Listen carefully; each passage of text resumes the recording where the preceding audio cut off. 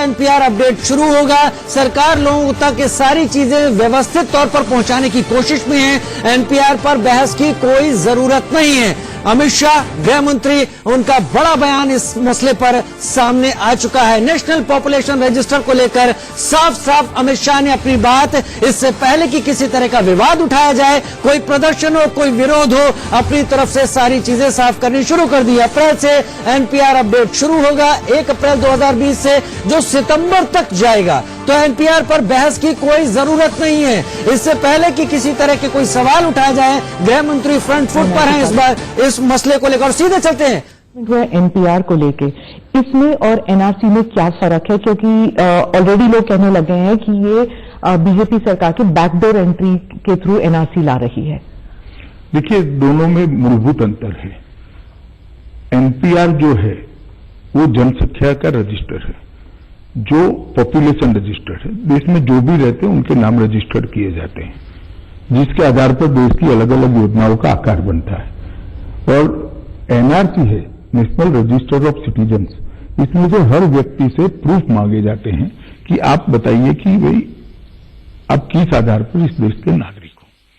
ये दोनों प्रक्रिया का कोई लेन देन नहीं है, न दोनों प्रक्रिया का एक दूसरे के सर्वे में उपयोग हो सकता है। एनपीआर के लिए जो अभी प्रक्रिया चलेगी, इसका उपयोग कभी भी एनआरसी के लिए नहीं हो सकता। दो कानून भी अलग है। मगर ये प्रक्रिया मैं थोड़ी स्पष्टता कर दूं कि ये भारतीय जनता पार्टी की सरकार ने शुरू नहीं की है। 2004 में यूपीए सरकार ने एक कानून बनाया जिसके तहत प्रक्रिया चालू हुई, और 2010 में जब जनगणना हुई 2010-11 में, इसके साथ इसको किया गया। अब फिर से जनगणना हो रही, इसके साथ ही करने का प्रावधान है। सरकार ने आज निर्णय करा है। तो मैं पहले ये स्पष्टता कर देना चाहता हूं कि एनपीआर का कोई भी डेटा एनआरसी के उपयोग में आ ही नहीं सकता, क्योंकि ये अलग प्रक्रियाएं हैं और उसमें नागरिक से अपने नागरिक होने के लिए कुछ दस्तावेज मांगे जाते हैं और कुछ प्रक्रिया जो आसाम में हुई है अभी। इसके अंदर देश के अंदर रहने वाला हर कोई व्यक्ति अपनी स्वतः की इच्छा से एक ऐप के अंदर भरकर भेजेगा, कोई सपोर्ट डॉक्यूमेंट नहीं मांगे। एनआरसी में प्रूव करना पड़ेगा और एनपीआर में सिर्फ साइन करना पड़ेगा, इंफॉर्मेशन भरना पड़ेगा, और ये सब वॉलंटरी है एनपीआर का एक्सरसाइज। वॉलंटरी मतलब कुछ इंफॉर्मेशन नहीं है तो भी कोई दिक्कत नहीं है इसमें। तो उसमें कुछ खाने खाली रखे जा सकते हैं जी। तो अगर कौन से ऐसे सवाल हैं एनपीआर में जो इस बार नए हैं, पिछली प्रक्रिया में नहीं थे और इस प्रक्रिया में जोड़े जाए? देखिए, एक दो चीजें नई हैं जिसमें घर में कितने, घर का एरिया क्या है, घर में पशु कितने हैं, इस प्रकार की कुछ चीजें नई है, जिसके आधार पर राष्ट्र की सारी योजनाओं का एक खाका बनता है। मैं आपको बताता हूं, इस प्रकार के सर्वे न हुए होते तो हम आज देश में हर गरीब के घर में गैस नहीं पहुंचा सकते। जो लोग इसके लिए अपप्रचार कर रहे हैं वो गरीबों का और विशेषकर माइनॉरिटी का नुकसान कर रहे हैं, क्योंकि ये प्रक्रिया से जो कटेंगे उनके लिए ये योजनाओं में कैसे जगह बनेगी, इसका अंदाज कैसे लगेगा। मैं आपको बताता हूं कि गुजरात का सूरत शहर है, ढेर सारे वहां उड़ीसा से, यूपी से, बिहार से लोग आकर बसे हैं, रोजी रोटी के लिए बसे, परिवार के साथ भी बसे हैं। अब जब एनपीआर के माध्यम से ये मालूम नहीं पड़ेगा कि कितने उड़िया बच्चे यहां रहते हैं, तो उड़िया भाषा की प्राथमिक शालाएं वहां कितनी खोली जाएगी, आप मुझे बताइए, कैसे सरकार तय करेगी? म्युनिसिपल कॉर्पोरेशन कैसे तय करेगा? हिंदी भाषी स्कूल्स कितनी खोली जाएगी, वो कैसे तय करेंगे? क्योंकि गुजरात में प्राइमरी एजुकेशन गुजराती में है ऑब्वियसली। इस प्रकार के पर्पस के लिए एक जनगणना मतलब सेंसस और एनपीआर दोनों का उपयोग होता है। मैं उस पर वापस आती हूँ सेंसस पे, पर आपने माइनॉरिटीज का जिक्र किया, इसलिए मैं माइनॉरिटी लीडर ओवैसी के बारे में उन्होंने खुद कहा है कि ये एनआरसी का दूसरा नाम है, बस एक दूसरे नाम से एनआरसी लाया जा रहा है। देखिए, ओवैसी साहब, अगर हम कहेंगे सूर्य पूरब में उदित होता है तो कहेंगे नहीं भाई पश्चिम में होता है, ये उनका स्टैंड होता है। मुझे तो इससे कोई आश्चर्य नहीं। फिर भी मैं ओवैसी साहब को भी आश्वस्त करना चाहता हूं देश के गृह मंत्री के नाते कि इसका एनआरसी की प्रक्रिया से कोई लेन देन नहीं है। ये बहुत अलग प्रकार की प्रक्रिया है। तो सर जब माइनॉरिटीज की जिक्र कर रहे हैं आप, तो माइनॉरिटी हमेशा ये घबराहट होती है माइनॉरिटी कम्युनिटी में कि ये बार बार जो सवाल पूछते हैं, क्या आप नागरिक हैं, क्या आप यहां पर कब से हैं, कितने साल से हैं, जब बार बार सवाल उठता है तो दस्तावेज तो पेश करना पड़ेगा ना। एक भी सवाल ऐसा नहीं है कि आप नागरिक हैं। कितने साल से रह रहे इसलिए पूछते हैं कि इसकी एक प्लानिंग बनानी है, इसका आयोजन करना है। और ये डरा डरा कर ही माइनॉरिटी को सारे फायदों से दूर रखा था। मोदी जी की सरकार आने के बाद माइनॉरिटी को गैस भी मिला, घर भी मिला, शौचालय मिला, अब हेल्थ का कार्ड मिला है। अगर ये डराने का कार्यक्रम न करते तो अब तक मिल चुका होता।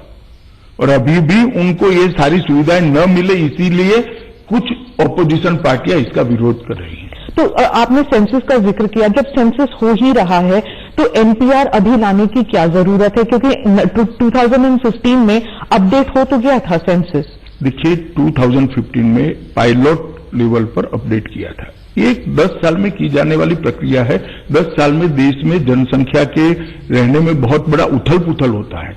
जनगणना भी 10 साल में होती है। ये भी 2010 में यूपीए ने यही एक्सरसाइज करी है, किसी ने सवाल नहीं उठाया। वो करते हैं तो सारी निर्दोष चीजें, हम करते हैं तो प्रॉब्लम है। मुझे तो समझ भी नहीं आता किस प्रकार की पॉलिटिक्स कर रहे हैं। सर टाइमिंग को लेकर भी सवाल उठ रहा है कि अभी पूरे देश में हर कोने में प्रोटेस्ट चल रहे हैं सिटीजन अमेंडमेंट एक्ट को लेकर। स्टूडेंट से लेकर विद्यार्थी से लेकर लॉयर तक जो है वो घबराहट में है कि आप ये लॉ ला रहे हैं, सिटीजन अमेंडमेंट एक्ट जो अब लॉ बन गया है, अब ये आ रहा है, इसके बीच में ये पहले मैं स्पष्टता कर दूं, सिटीजनशिप अमेंडमेंट एक्ट में भी किसी की भी नागरिकता लेने का कोई प्रोविजन ही नहीं है। कोई मुझे समझा दे कहां है। ये नागरिकता देने का प्रोविजन है।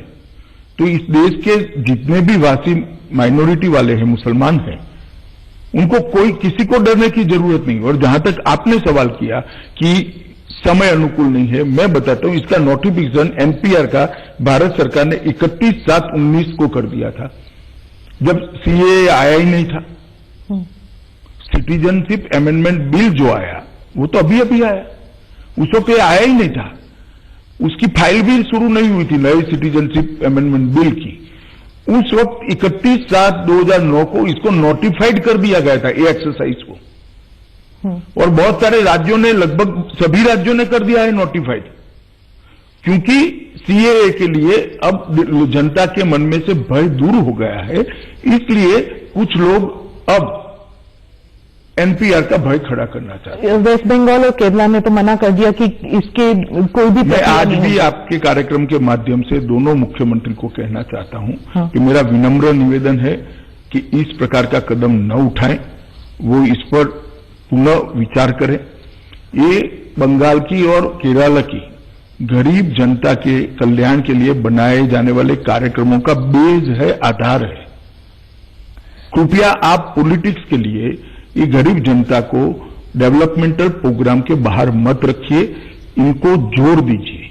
और मैं फिर से एक बार स्पष्ट करना चाहता हूं स्मिता जी कि इससे नेशनल एनआरसी का कोई लेन देन नहीं है, कोई अफवाह फैलाई जा रही है। सर आप क्या मानते हैं कि सेंटर और स्टेट के बीच अब कम्युनिकेशन जो नेटवर्क होना चाहिए वो इतना ब्रेकडाउन हो गया है कि स्टेट्स अब जो है, जहां पर आपकी सरकार नहीं है, बीजेपी की सरकार नहीं है, वो विश्वास ही नहीं करना चाहते कि आप क्या कह रहे हैं कि एनआरसी के साथ कोई संबंध नहीं। देखिए पॉलिटिक्स और कम्युनिकेशन के बीच में अंतर होता है। जहां तक कम्युनिकेशन का सवाल है, हमने नोटिफिकेशन निकाला 31/7/19 को।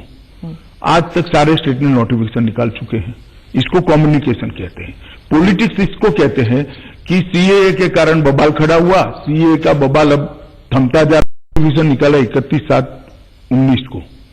आज तक सारे स्टेट ने नोटिफिकेशन निकाल चुके हैं। इसको कम्युनिकेशन कहते हैं।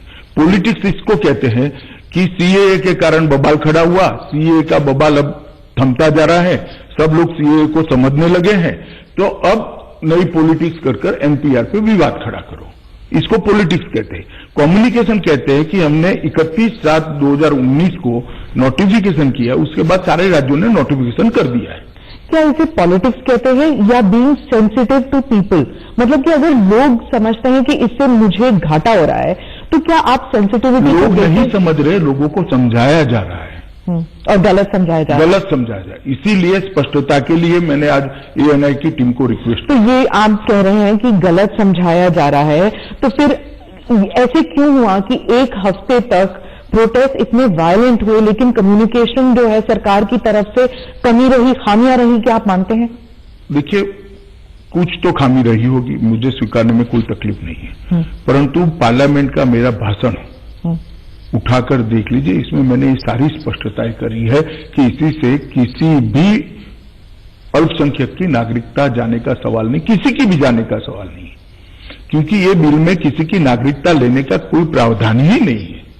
अब आप सीएए के बारे में मैं सीएए के बारे में कहता हूं, आपने कहा ना कि कम्युनिकेशन, तो सीएए में मैंने मेरे राज्यसभा लोकसभा के भाषण में ही स्पष्ट कर दिया था कि ये नागरिकता देने का कार्यक्रम है, बिल है, नागरिकता लेने का इसमें कोई प्रोविजन नहीं है, मगर लोगों को भड़काया गया। जब तक सच बात लोगों तक पहुंची तब तक थोड़ी हिंसा जरूर हुई है, मगर रिपीटेड हिंसा कहीं पर नहीं हुई, एक के बाद एक जगहों पर हुई। और मैं मानता हूं कि अच्छाई है कि जनता ने अब शांति के रास्ते पर चले हैं और वास्तविक स्थिति को समझाने का हम भी प्रयास करें। तो जो एनपीआर को लेके, इसको लेके भी बवाल उठ सकता है, इसको लेके भी मिसकम्युनिकेशन, अगर आप कह रहे हैं कि मिसकम्युनिकेशन की वजह से या फिर पॉलिटिक्स की वजह से लोगों को भड़काया गया और इसकी वजह से वायलेंस हुआ, तो क्या एनपीआर को भी लेके ऐसे हो सकता है? नहीं, इसीलिए मैं आपके साथ इंटरव्यू कर रहा हूं कि ये पूरी एक्सरसाइज कांग्रेस के बनाए कानून के अंतर्गत ही हो रही है। कांग्रेस ये पूरी एक्सरसाइज 2010 के अंदर 11 के अंदर कर चुकी है, कार्ड भी बांटे हैं, हम वही एक्सरसाइज करने जा रहे हैं। कृपया मैं लोगों को भी विनंती करता हूं, देश की जनता को भी विनंती करता हूं कि आप ऐसे बहकावे में मत आइए कि एनआरसी और एनपीआर एक एक्सरसाइज है। एनपीआर की एक्सरसाइज का या जनगणना का एनआरसी के साथ कोई लेन देन नहीं है, दूर दूर तक नहीं है, ना इसके डेटा का एनआरसी के लिए उपयोग होने वाला है। एनपीआर में, पिछले एनपीआर में जब हुआ था तो उस वक्त आधार नहीं था, आधार कार्ड। तो इस बार जो है, क्या आधार की इंफॉर्मेशन सिटीजन को देना पड़ेगा? जब क्वेश्चन पूछा जाएगा, जब सवाल पूछा जाएगा, तो क्या बायोमेट्रिक्स होगा और क्या देना पड़ेगा? देखिए स्मिता जी, हमने एक ऐप भी बनाया है जो फ्री ऑफ कॉस्ट हर नागरिक डाउनलोड कर पाएगा अपने मोबाइल पे और भरकर भेज सकता है। तो जब जनगणना अधिकारी आएंगे, एनपीआर के बनाने वाले लोग आएंगे, तब सिर्फ टिक कर 10 मिनट के अंदर काम समाप्त हो जाएगा। कोई डॉक्यूमेंट नहीं लेना है, कुछ नहीं लेना है, जो इंफॉर्मेशन आप देंगे उसका सरकार रजिस्टर बनाएगी और ये इंफॉर्मेशन के आधार पर आने वाले 10 दिनों तक भारत की विकास की योजनाओं का प्लानिंग होगा, भारत के विकास का खाका तैयार करें। तो जो आधार का नंबर होता है, क्या उसमें नंबर वगैरह देना पड़ेगा? नंबर देंगे तो प्रोविजन तो है, मतदाता नंबर भी मांगा गया है, लास्ट टाइम भी मांगा गया था और देने में कोई हर्ज नहीं। आपने आधार निकलवाया, आपका नंबर है, तो देने में क्या? तो सरकार के पास जब इतना सारा इंफॉर्मेशन सिटीजन को लेकर ऑलरेडी है, कितने सारे डेटाबेस हैं, पासपोर्ट डिटेल्स है, राशन कार्ड डिटेल्स है, आधार डिटेल्स। मैं आपको बताता हूं, हर 10 साल में अंतर्राज्यीय उथल पुथल जनता की बहुत बड़ी होती है, हर 10 साल के अंदर, और वो अंतर्राज्यीय उथल पुथल को मैप पर रखे बगैर राज्यों के विकास के और केंद्र के विकास के नक्शे नहीं बन सकते। मैं राज्य सरकार में भी रहा हूं, जनगणना का आधार राज्य सरकारें भी लेती है, एनपीआर का आधार राज्य सरकारें भी लेती है अपने प्लानिंग के लिए, ये नहीं बन सकता। और एक संवैधानिक प्रोविजन है हर 10 साल में जनगणना करना, ये संवैधानिक प्रोविजन है। तो ये डुप्लीकेशन एफर्ट नहीं है? सेंसस 2021 जरा भी नहीं, दोनों एक साथ करने वाले हैं, कहां डुप्लीकेशन होगा? एक ही व्यक्ति, तो वही सवाल अगर दोनों में पूछना है तो फिर देखिए, मैंने आपको कहा 2 अलग एक्ट है, 2 अलग पर्पस है, मगर मैं फिर से स्पष्ट कर देता हूं कि कहीं पर भी देश के किसी भी नागरिक ने मन में ये शंका लाने का कोई कारण नहीं है, और विशेषकर माइनॉरिटी के भाइयों बहनों को, मुस्लिम भाइयों बहनों को, कि इसका उपयोग एनआरसी बनाने के लिए होगा, इसका कोई लेन देन नहीं है। एक कोरी अफवाह फैलाई जा रही है और मैं मानता हूं ऐसा नहीं करना चाहिए। एनआरसी और एनपीआर में फर्क आपने समझाया, लेकिन जनगणना एक्सरसाइज जो सेंसस का एक्सरसाइज है और एनपीआर का जो एक्सरसाइज है, इसमें क्या फर्क है? दोनों एक ही वक्त हो रहा है, तो इसमें अलग क्या चीज है, जरूरत क्या है? ढेर सारा अलग है। आप एक बार साइट पर चली जाइएगा। हाँ। ढेर सारा अलग है, इसीलिए 2 कानून बनाए गए। और मैं अभी भी, आप देखिए, सवाल एनपीआर से कोई तकलीफ नहीं है। एनपीआर से तकलीफ होती तो इतने नोटिफिकेशन क्यों निकलते? 2010 में क्या हो, क्यों हुआ विवाद नहीं हुआ? 2015 में हुआ, क्यों विवाद नहीं हुआ? सवाल सीएए से खड़ा हुआ, जो अफवाहें फैलाएगी। सीएए में भी अब लोग समझने लगे हैं कि इससे किसी की नागरिकता नहीं जाने वाली है, माइनॉरिटी की भी नहीं जाने वाली। ये नागरिकता देने का कानून है। अब जब सीएए की विवाद समाप्त हो रहा है तो एक नया विवाद खड़ा करने का एक राजनीतिक प्रयास हो रहा है। मैं अभी भी सभी राजनीतिक दल को भी कहना चाहता हूं, अगर आपके मन में स्पष्ट रूप से कोई शंका है तो मैं सार्वजनिक रूप से एएनआई को कह रहा हूं, पूरा देश सुनेगा इसको, कि आप शंका निकाल दीजिए कि ये डेटा का उपयोग एनआरसी बनाने में होगा या यही एनआरसी है। दो में से एक भी सच्चाई नहीं है। और अगर ये पॉलिटिकल विवाद है तो कृपया ऐसा मत करिए। इसका क्या, इस डेटा का इस्तेमाल क्या पॉलिटिक्स के लिए नहीं किया जा सकता? किया जा सकता है ना, क्योंकि ये तो पब्लिक इंफॉर्मेशन हो जाता है ना।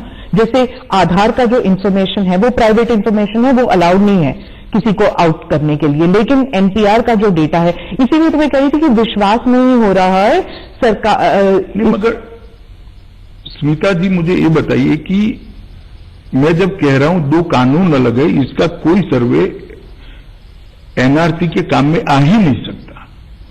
वो उसके पास से प्रूफ मांगने पड़ेंगे। प्रूफ मांगे मगर किसी की नागरिकता को टच नहीं कर सकते हो आप, उसको सुनना पड़ेगा। उसके बाद में भी एक लीगल प्रोसेस है, ये कुछ नहीं हो सकता इसमें से। इसलिए मैं कह रहा हूं कि इसका उपयोग एनआरसी में नहीं हो सकता है। जो एनआरसी है, बहुत से चैनल्स में आपके पूर्व भाषण एयर किए हैं जिसमें आपने कहा कि एनआरसी लागू होगा पूरे देश में, लेकिन प्रधानमंत्री जी के भाषण से ऐसे लगा कि देयर इज अ रीथिंक आपकी पार्टी में, और ये आपके मैनिफेस्टो में है लेकिन आप शायद लागू नहीं करेंगे। देखिए, इस पर अभी इसलिए चर्चा करने की जरूरत नहीं क्योंकि एनआरसी अभी कहीं विचार में ही नहीं है। प्रधानमंत्री ने ठीक कहा है कि न कैबिनेट में चर्चा हुई, न पार्लियामेंट में एनआरसी ये एक्ट में किसी ने कहा है। मेरी पार्टी का घोषणा पत्र अपनी जगह पे है और जब होगा तब थोड़ी ना छिप कर होगा, ये एक्सरसाइज ऐसी नहीं होती। तो इसीलिए तो कंफ्यूजन होता है ना कि संडे को प्रधानमंत्री कहते हैं कि एनआरसी नहीं होगा और ट्यूसडे को आप एनपीआर ले आते हैं, तो थोड़ा इसलिए कंफ्यूजन न करिए कि एनपीआर और एनआरसी के बीच में कोई संबंध ही नहीं है। क्या इसमें ये संडे को प्राइम मिनिस्टर ने जो भाषण किया उसके पहले 31/7/2019 को इसका नोटिफिकेशन निकला। इसका मतलब है कि कैबिनेट के हमारी फाइल का निर्णय वगैरह तो 6ठे महीने में हो चुके थे। केरला और वेस्ट बंगाल में तो मना कर दिया, अब क्या कर, अगर और राज्यों में होगा तो? नहीं, हम संवाद करेंगे, समझाएंगे सबको। तो आप सभी चीफ मिनिस्टर्स को बुलाएंगे, इसको एक मैंने ऐसा नहीं किया, कंसेंसस के तौर पर संवाद करूंगा, ऑब्जर्व भी करेंगे, मैं भी बात करूंगा और मैं समझाने का पूरा प्रयास करूंगा। मैं नहीं चाहता कि बंगाल के गरीबों को इससे होने वाले फायदे से बंगाल के गरीब और केरल के गरीब वंचित रह जाए। तो मैं पूरा प्रयास करूंगा कि सभी राज्य एनपीआर से जुड़ जाए। तो इसकी ये आप ये मानने को तैयार नहीं है कि इसके लिए अर्जेंसी की जरूरत नहीं थी, 1-2 महीने रुक जाते या 1-2 हफ्ते की ये जो वायलेंस चल रहा है? मैं आपको बताता हूं कि जनगणना ये अभी नहीं होने वाला है। होगा तो 2020 के अप्रैल में तो सिर्फ मकानों की मैपिंग चालू होगी और 2021 में होने वाला है ये भी। परंतु जनगणना में संवैधानिक प्रोविजन 10 साल में करने का है, तो 11 में हुई थी, 2021 में होना जरूरी है। और जनगणना और दोनों की एक्सरसाइज एक ही है, इसलिए दोनों एक साथ किया। इसका भी कानूनन प्रोविजन है कि ये करना है, तो ये एक्सरसाइज एक समान है, इसलिए एक साथ कर रहे हैं। और अभी नहीं होने वाला है, अप्रैल के अंदर तो मैपिंग होगी मकानों की और 21 के फरवरी के अंदर एक्चुअल जनगणना और एनपीआर बनना शुरू होगा। सर, मैं मानती हूं कि आप जो कह रहे हैं 2020 और 2021 में, उसकी अर्जेंसी के लिए नहीं कह रही, मैं अर्जेंसी कह रही हूँ, ये अनाउंसमेंट, ये कैबिनेट डिसीजन की, मतलब ऐसे इम्प्रेशन ऐसा है सर इम्प्रेशन ऐसे आ रहा है कि बीजेपी सरकार सोच रही है कि ये जो प्रोटेस्ट चल रहे हैं इससे हम क्लाइम डाउन नहीं होंगे, मतलब जो बीजेपी का रूल एजेंडा है वो जरूर होगा चाहे प्रोटेस्ट। पहले मैं बता दूं, एनपीआर ना हमारे घोषणा पत्र का एजेंडा है ना हमारा एजेंडा है।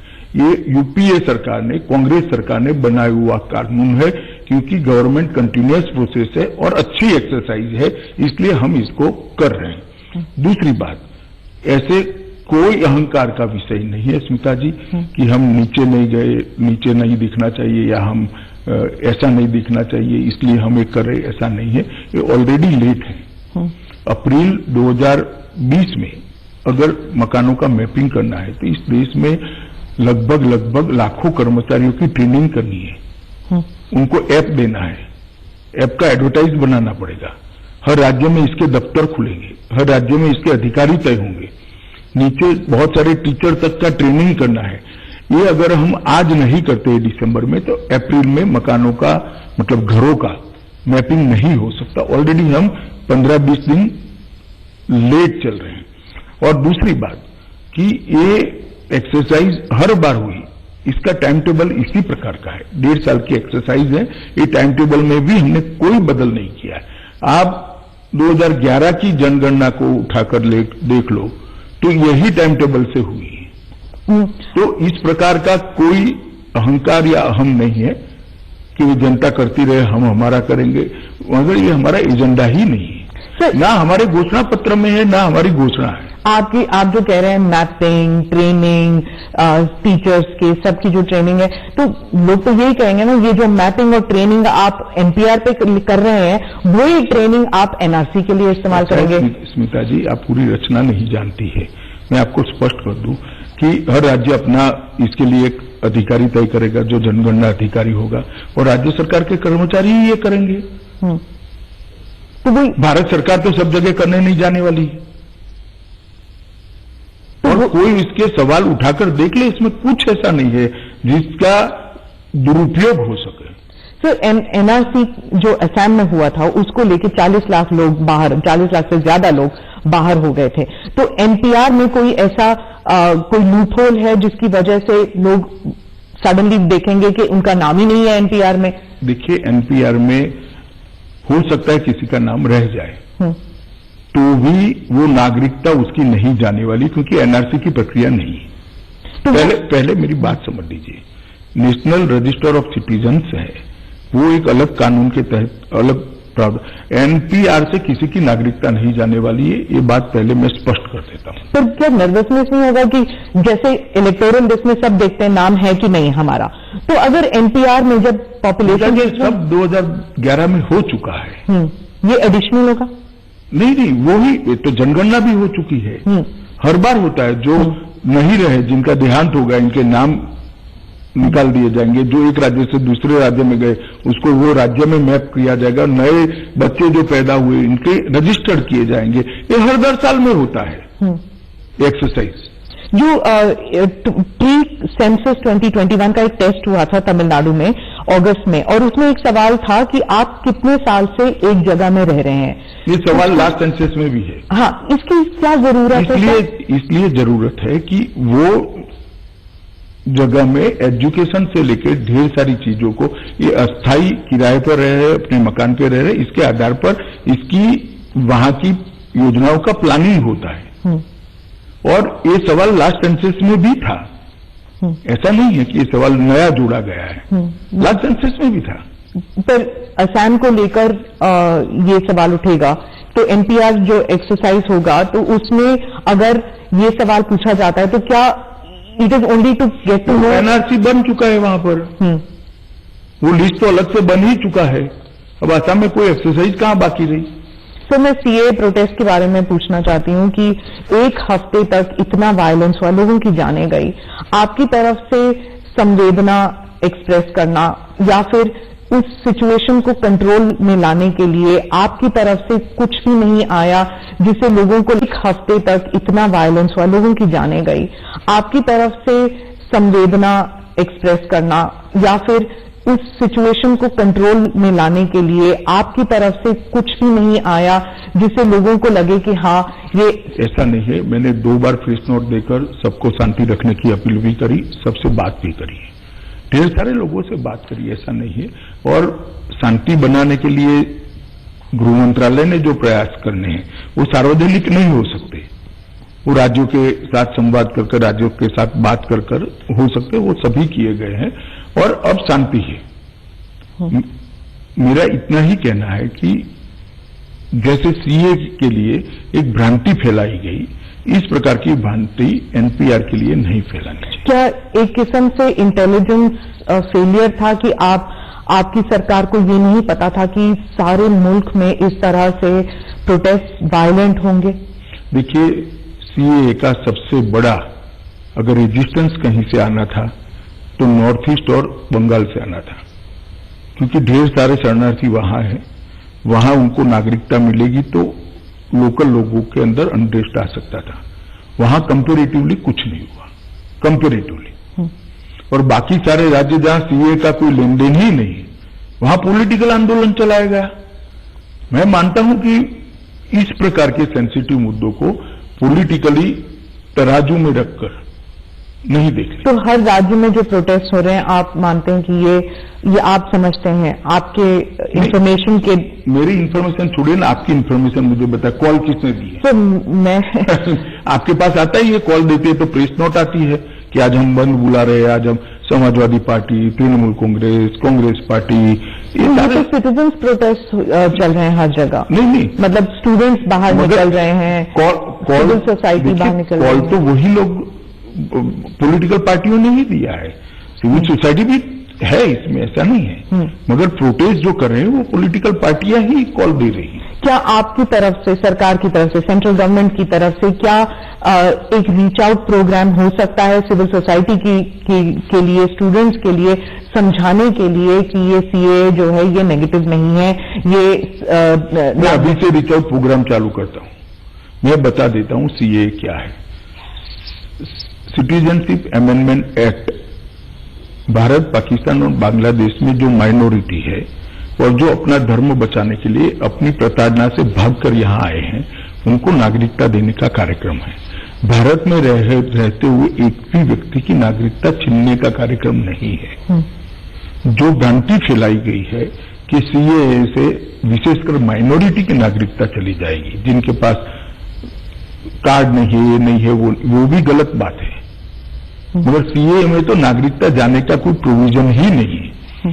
इसलिए ये जो भ्रम फैलाया जा रहा है वो अब धीरे धीरे जनता तक चीजें पहुंची है और जनता समझने भी लगी है कि भाई किसी की नागरिकता जाने का सवाल ही नहीं है। इसलिए धीरे धीरे अब यूटर्न हो रहा है। तो जो वायलेंस हुआ, हिंसा हुआ है, उसमें पुलिस की तरफ से और पुलिस पर बहुत हिंसात्मक कार्य हुए हैं, तो इसको आप जरा बताएंगे कि ये ना हो और इसके लिए आपने कंडेम किया है वायलेंस को, पुलिस को सेंसिटिव होने के लिए कोई ट्रेनिंग दी जाएगी? देखिए, पुलिस, जहां तक पुलिस का सवाल है, वो ट्रेनिंग कंटिन्यूअस प्रोसेस से दी ही जाती है। मगर आप मुझे बताइए, जब कोई बस जला देता है, बस के अंदर पैसेंजर बैठे हैं, वो जल जाएंगे तो क्या होगा? तो पुलिस आईसीयू के अंदर घुस गई। एक सेकंड, एक दुकान जला देते हैं, उसके अंदर कोई लोग बैठे हैं, उनका क्या होगा? पुलिस को फायरिंग करने का तो स्टेज तब आता है जब किसी की जान खतरे में आती है, और वो नहीं करता है तो वो उसकी ड्यूटी नहीं निभाता है। और आईसीयू के अंदर घुसे भी ऐसी इक्का दुक्का घटनाएं हुई होंगी जहां दंगाई वहां भागकर घुसे होंगे, उनके पकड़ने के लिए गए होंगे, परंतु ऐसी घटनाएं टालनी चाहिए, इसमें कोई दो राय नहीं है। मगर एक सेफ जगह पर इंटरव्यू करते करते इसकी चर्चा करना और हजारों पत्थर सामने से आ रहे हो, उस वक्त धैर्य रखना, उसको अपनी भी जान बचानी है, जनता की भी जान बचानी, हमने इसकी भी पोजीशन समझनी चाहिए। सर, प्रधानमंत्री ने कहा था डिटेंशन सेंटर्स को लेकर, और आज के अखबार में डिटेंशन सेंटर के फोटो तक आ गए हैं, तो क्या ये डिटेंशन सेंटर हैं, बन रहे हैं? क्या लोगों को इसमें डाला जाएगा जो अपने सिटीजनशिप प्रूव नहीं कर सकता? इसको जरा क्लैरिफाई कर दीजिए। देखिए, डिटेंशन सेंटर जो बने हैं वो कंटिन्यूअस प्रोसेस है।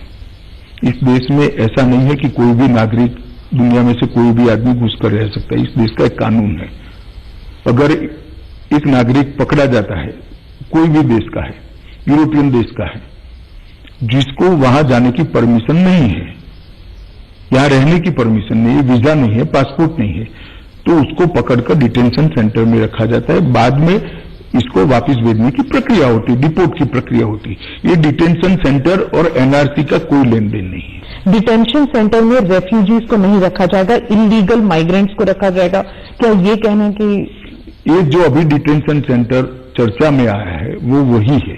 क्या है? इलीगल माइग्रेंट जो हाँ, कहीं पर भी पकड़े, उसको रखे कहां? जेल में नहीं रख सकते आप, हाँ, उसको एक डिटेंशन सेंटर में रखते हैं और बाद में वो देश के साथ बात करके उनको वापस भेजने की व्यवस्था करते हैं। तो अगर वो माइग्रेंट जो बाहर से आया है उसके पास उसने अगर अप्लाई नहीं किया रेफ्यूजी स्टेटस के लिए तो वो इलीगल हो गया, लेकिन अगर रेफ्यूजी स्टेटस के लिए अभी ऐसा है कि मानो असम के एनआरसी में कुछ लोग आइडेंटिफाई हो गए, तो वो सारे लोगों को अभी सरकार ने 6 महीने का टाइम दिया है कि फॉरेनर ट्रिब्यूनल के अंदर अपना पक्ष रखें। हमने ये भी कहा है कि अगर आपके पास पैसा नहीं है तो वो पैसे, वकील के पैसे का खर्चा भारत सरकार या तो आसाम सरकार उठाएगी। हमने ढेर सारी ट्रिब्यूनल्स भी बनाई है, किसी को डिटेंशन सेंटर में नहीं रखा। ये अफवाहें फैलाई जा रही है स्मिता जी। आज आसाम के अंदर जो 19 लाख लोग एनआरसी में नहीं आए थे, उनको डिटेंशन सेंटर में नहीं रखा है, अपने घर में ही रह रहे हैं। तो बना क्यों है फिर डिटेंशन? नहीं, ये उनको मौका दिया जाता है। डिटेंशन सेंटर तो देश में कोई भी नागरिक किसी भी देश से चला आएगा। देखिए, कोई अमेरिका में कोई नागरिक पकड़ा जाएगा, उसको कहां रखेंगे बताइए आप मुझे? वहां पर भी डिटेंशन सेंटर या जो व्यवस्था होगी वो सरकार की रखना पड़ेगा। बाद में हमारी एम्बेसी से बात करेंगे, हमारे देश का है तो पाकिस्तान का है तो पाकिस्तान की एम्बेसी, और बाद में डिपोर्ट करेंगे। तो इसको कहीं पर होल्ड तो करना पड़ेगा। तो मानो हिमालयन एरिया है, इसमें किसी विदेशी को जाने की अनुमति नहीं है, कोई क्यूरियोसिटी से भी वहां चला गया परमिशन के बगैर, तो उसको पकड़कर पुलिस ने कहीं रखना पड़ेगा। तो ये डिटेंशन सेंटर्स कहां कहां बनेंगी? कहीं नहीं बनने, एक बना हुआ है आसाम के अंदर और सालों से है। कर्नाटका में भी है, कर्नाटका के काफी सारे इलाकों में है, रिपोर्ट्स आ चुकी है। नहीं, कोई डिटेंशन, एक ही है मेरे हिसाब से, मैं कंफर्म नहीं हूं, मगर एक ही है और कोई डिटेंशन सेंटर फंक्शनल नहीं है और ना मोदी सरकार आने के बाद बनाए गए हैं। तो ये सिर्फ असम के लिए, मतलब जो असम के लिए नहीं है स्मिता जी, कोई आज दिल्ली में भी कोई नागरिक वीजा के बगैर घूम रहा है, क्या करना?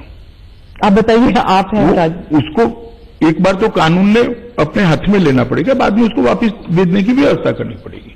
तो इसके लिए प्रक्रिया शुरू हो चुकी है? आप नहीं, शुरू नहीं हुए, ये तो हर रोज डे टू डे चलने वाली प्रक्रिया है। एक गाड़ी टकरा गई और अंदर से कोई ऐसा व्यक्ति पकड़ा गया जिसके पास वीजा नहीं है, क्या कर सकते हैं? आप समझ रहे हैं कि इससे एक पैनिक सिचुएशन शुरू हो जाता है जब डिटेंशन सेंटर की फोटोग्राफ निकल आते हैं कि एक ओपन जेल किस्म का बन रहा है। मैं आपको बताता हूं, ये कंटिन्यूअस प्रोसेस है, इसका एनआरसी एक्सरसाइज से कोई लेन देन नहीं है और सिटीजनशिप अमेंडमेंट बिल के साथ भी कोई लेना नहीं। सीएए से तो हो ही नहीं सकता, क्योंकि इसमें किसी की नागरिकता लेनी ही नहीं है। नहीं, पर डिटेंशन सेंटर तो इलीगल माइग्रेंट्स के लिए होगा तो वो सीए से क्या लेन देन है? सीए में तो नागरिकता रेफ्यूजी को देने का प्रोविजन है। हाँ। तो सीए से किसी को इलीगल तो ये माइग्रेंट घोषित नहीं कर रहे हैं। ये डिटेंशन सेल है, एक किस्म का सॉफ्ट जेल है, आप कह रहे हैं? सॉफ्ट जेल भी नहीं कर सकते, उसको रखने की व्यवस्था है। तो फैमिलीज को रखा जाएगा वहां पर? जो पकड़े जाएंगे उसको रखा जाए, और ये आज से नहीं चल रही है व्यवस्था, ढेर सारे सालों से व्यवस्था चल रही है। ढेर सारे सालों से डिटेंशन सेंटर्स हैं हमारे मुल्क में, ये व्यवस्था है और ये व्यवस्था कंटिन्यूअस प्रोसेस है, कोई एनआरसी के लिए नहीं बनाया गया। जी, धन्यवाद। गृह मंत्री अमित शाह ने एनपीए को लेकर तमाम बातें कही, एनपीआर को लेकर, और उसके साथ साथ सीएए और एनआरसी के ऊपर भी अपनी तरफ